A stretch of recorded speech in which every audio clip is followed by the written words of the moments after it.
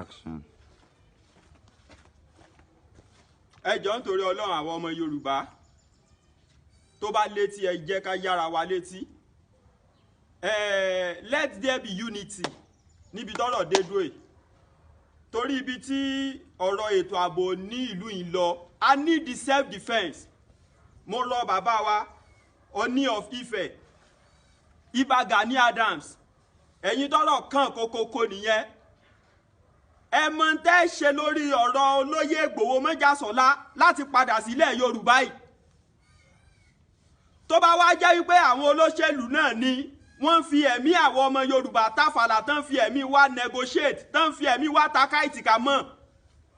Níbi tọ́rọ̀ dédú ẹ̀ kó mọ̀ ipá mọ̀ gbéra wa ṣe pé ẹni tó bá fẹ́ sorí burúkú tí ó sorí burúkú dànù. Ṣé bọ́mọ Yorùbá ni mí? I can go to Lagos State anytime for work. Kí ló dé tí màá mọ̀ lọ láti Ìbàdàn sẹ́kọ̀ọ́ lásán tẹ́rù ó mọ̀ bà mí tí mi ò ní lè rìn títì. Ìyẹn dẹ̀ ní olóyè Ìgbòho jáde sígbà yẹn tó ti kọ́ńkà àwọn ará bí ẹ̀dẹ̀ ti torí ọ̀rọ̀ òṣèlú ẹ̀dẹ̀ lé bàbá yẹn kúrò ní ilẹ̀ Yorùbá yìí. Ẹ jẹ́ ká mọ̀ nǹkan tá à ń ṣe o ní àsìkò tá a wà I need the unity. Ẹ gbàgbé ń pa ipé bóyá ẹ̀yin kan ló kàn. Ẹ gbàgbé ń pa ipé bóyá wa kan Yorùbá nation la fẹ́. Ní ìsìn a fẹ́ ìfọwọ́sowọ́pọ̀. Ní ìsìn a fẹ́ ìfọwọ́sowọ́pọ̀. Báwo la ṣe ṣe táwọn ajínigbé tí wọ́n fi ní mọ̀ jí wa gbé mọ́ tí wọ́n fi ní mọ̀ pọ̀ mọ́ yá wa. If you tell me to keep quiet, who know who next? Ta ni ó sọ wípé ta ló lè sọ wípé ẹni tó kẹ́ni tí wọ́n jí gbé? Tá bá ní kó kàn wá a lè sọ ó lè kẹ́ni tí ó kàn wá.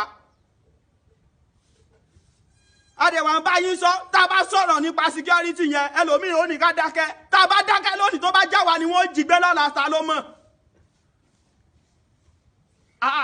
A máa ṣe ipò olóyè Ìgbòho sóòní kó dá gbogbo ìjàjà ni. Bọ̀ ìlú tó bá ti jẹ́ pé olórí kan wà tó ṣígun pé ó yẹ mọ́ rìn so. Ìgbòho yẹn ó kàn jẹ́ bí adarí wọ́n wà ní branch káàkiri pé ó yá o ẹ̀yin jagunjagun Mọdákẹ́kẹ́ ó yá o ẹ̀yin mélòó lẹ́ẹ̀ sá sójú bẹ̀ yẹn o ẹ̀yin wo lẹ wà lẹ́kọ̀ọ́ ẹ̀yin mélòó lẹ́ẹ̀ sá sójú bẹ̀ yẹn o ó yá o. Mọ́jàsọ́ ló kàn jẹ́ tí wọ́n lọ mọ́ fún ní report. Bàbá yẹn dẹ̀ ń ṣiṣẹ́ takuntakun. Ẹ wá mú idà tiyín ẹ ṣe mọ́ ìlú ọba. Àti Ìbà Gani Adams àti bàbá wa Onírìṣà Ọọ̀ni of Ifẹ̀. Ẹ wá nǹkan ṣe sọ́rọ̀ ìkó tó bá wọrí jù báyìí lọ o. Ẹ mọ bẹ́ẹ̀ ṣe ṣe meeting. Ẹ gbàgbé yí pé bóyá tẹ̀ ẹ gbàgbé pé bóyá ìjà ń bẹ ńlẹ̀ tẹ́lẹ̀. Ẹ mọ bẹ́ẹ̀ ṣe ṣe meeting láàrin ẹ̀yin àti olóyè Ìgbòho àti Ìbà Gani Adams. It is becoming alarming. It is becoming unbearable. We can't cope with it anymore on our land. Káwọn people wa máa jí wa gbé náà. Ẹ jẹ́ fọ́ tẹ́lẹ̀, ẹ jẹ́ fi èmi lọ́kàn lẹ̀, ẹ jẹ́ fi Yorùbá nation lẹ̀, ẹ jẹ́ ká defend ara wa náà ká tó mọ what is next. Ẹ má ti torí òṣèlú ká ẹ bá yé wa jẹ́ náà. Wọ́n ti wà nínú gbogbogbò. Ní Ọ̀yọ́, ní Ìbàdàn sí Ọ̀yọ́, wọ́n kidnap man kan, Ọlọ́run ló yọ. Lẹ́kọ̀ọ́ sí Ìbàdàn wọ́n tún kidnap èèyàn. Ṣé nǹkan tá bá rí ṣe a máa sọ ni? Ẹ wá fi tẹ̀tẹ̀lẹ̀ ń pa làpàlápà. Ìyí tó bá lè mú security kó track call ọmọ yahoo yahoo. Kí ló mú security tí ò lè track call kidnapper? Sẹ́yìn olóṣèlú yìí sẹ́yìn fi wá takáàtì sẹ́fẹ́ ṣòfò ni.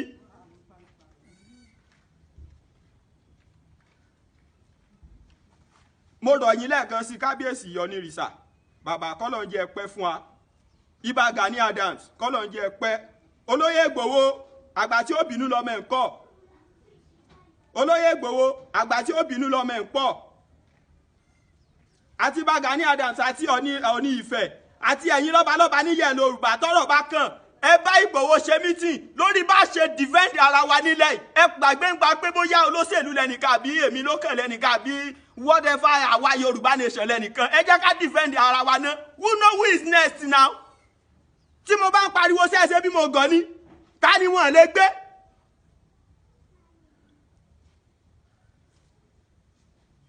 Tó bá sì jẹ́ pé olóṣèlú náà ló bá ń fi wá negotiate nílẹ̀ Yorùbá kò ní dá fún olóṣèlú náà.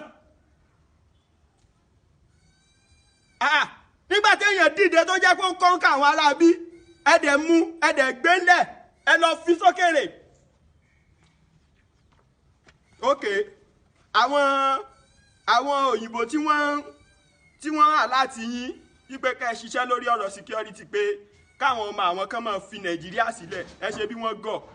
àwọn ní nǹkan tí wọ́n fi ń wo gbogbo inú yín and they know what is happening yet you keep mute.